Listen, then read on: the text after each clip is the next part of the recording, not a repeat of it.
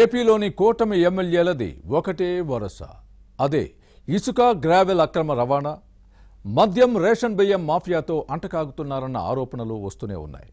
ప్రజాసేవ సంగతి దేవుడెరుగు, ముందుగా సొంత వ్యాపకాలను పూర్తి చేసుకుందాం, ఆ తర్వాతే జనం గురించి ఆలోచిద్దాం అన్న ధోరణి కనిపిస్తోందని అంటున్నారు. సీనియర్లు జూనియర్లు అన్న తేడా లేదు, దోపిడీయే ధ్యేయంగా పెట్టుకున్నారని అంటున్నారు. సొంత వ్యాపకాలు కొంత మానుకొని ప్రజలకు సేవ చేయాలన్న ధ్యాస లేకుండా పోతోందన్న విమర్శలు ఉన్నాయి. తూర్పుగోదావరి జిల్లాలో ఇలాంటి పరిస్థితే ఉందని అంటున్నారు. దందాల్లో మునిగి తేలుతున్న ఎమ్మెల్యేలు ఎవరు? ముఖ్యమంత్రి చంద్రబాబు హెచ్చరించిన పద్ధతి ఎందుకు మార్చుకోవడం లేదు? ప్రజల్లో వ్యతిరేకత వస్తున్నా డోంట్ కేర్ అంటున్నారా?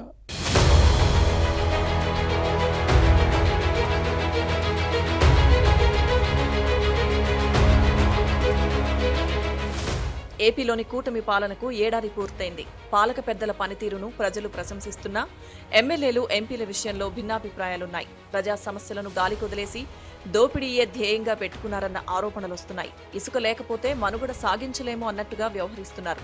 ప్రభుత్వం ఎంతో ప్రతిష్టాత్మకంగా అమలు చేస్తున్న ఉచిత ఇసుక విధానానికి తూట్లు పొడిచి రాజకీయ గ్రహణం పట్టించడమే లక్ష్యంగా పెట్టుకున్నారన్న విమర్శలు వెల్లువెత్తుతున్నాయి. శాండ్ పాలసీలో జోక్యం చేసుకోవద్దని సీఎం చంద్రబాబు పదే పదే చెబుతున్నా చెవికెక్కించుకోవడం లేదు. ప్రజా ప్రతినిధులకు ఇసుకే పెద్ద ఆదాయ వనరుగా మారింది. పదవిలో ఉన్నన్ని రోజులు రెండు చేతులా సంపాదించుకోవాలి, కోట్లు కూడబెట్టుకుని వెనకేసుకోవడమే పనిగా పెట్టుకున్నారన్న ఆరోపణలున్నాయి. ప్రజల్లో తీవ్ర వ్యతిరేకత వస్తున్నా డోంట్ కేర్ అంటున్నారు. ఇప్పుడు ఎన్నికలు లేవు కదా అంటూ హద్దు అదుపు లేకుండా వ్యవహరిస్తున్నారన్న విమర్శలున్నాయి. మొదటిసారి గెలిచిన ఎమ్మెల్యేలతో పాటు కొందరు సీనియర్లది ఇదే పరిస్థితి.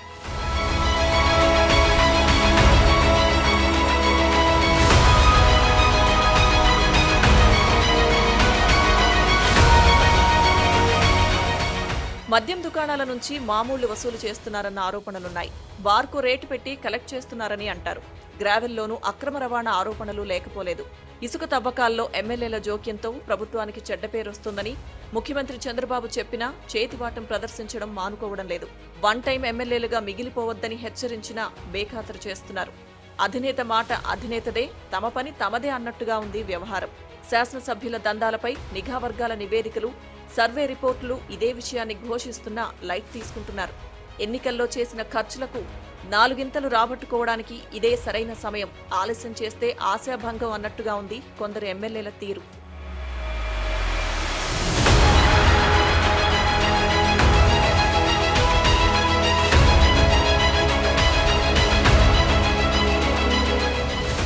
తూర్పుగోదావరి జిల్లాలో కొందరు ప్రజా ప్రతినిధులు వైసీపీ నేతలతో చేతులు కలిపి మరీ దోచుకుంటున్నారని అంటారు.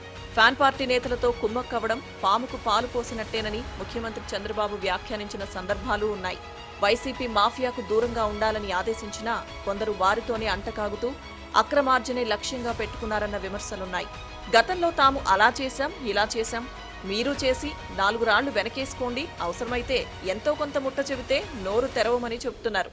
అన్ని విధాలా సహకరిస్తామని కూటమి నేతలకు వైసీపీ నాయకులు సలహాలిస్తున్నారంటే పరిస్థితి ఎలా ఉందో అర్థం చేసుకోవచ్చు. దీంతో ఎందుకొచ్చిన తంట అంటూ రెండు పార్టీల నేతలు కలిసి దోపిడీయే ధ్యేయంగా పెట్టుకున్నారని అంటారు. ఈ విషయంలో టీడీపీ క్యాడర్ నుంచి పార్టీ రాష్ట్ర కార్యాలయానికి ఫిర్యాదులు అందుతున్నాయి.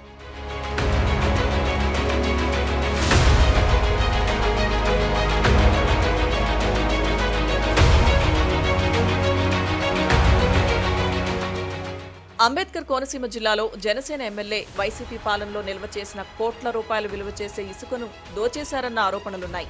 శాసనసభ్యుల తీరు పాలక పెద్దలకు తలనొప్పిగా మారుతోంది. ఎంతైనా సంపాదనకు అలవాటు పడ్డ ప్రాణాలు ఎంతో కొంత మొత్తం కళ్ల చూడకపోతే నిద్రపట్టదు. దీంతో ఎవరేమనుకుంటే తమకేంటి అంటూ దందాలు చేస్తున్నారని అంటారు. ఇదే తీరు కొనసాగితే ప్రభుత్వ ప్రతిష్ట మంట కలవడం ఖాయమని కూటమి నేతల నుంచే కామెంట్స్ వస్తున్నాయి. ఇసుకలో జోక్యం మానుకొని ప్రజాభిమానం పొందుతారా, లేక అక్రమాలకు పాల్పడుతూ వ్యతిరేకతను మూటగట్టుకుని వన్ టైం ఎమ్మెల్యేలుగా మిగిలిపోతారా అన్నది చూడాలి.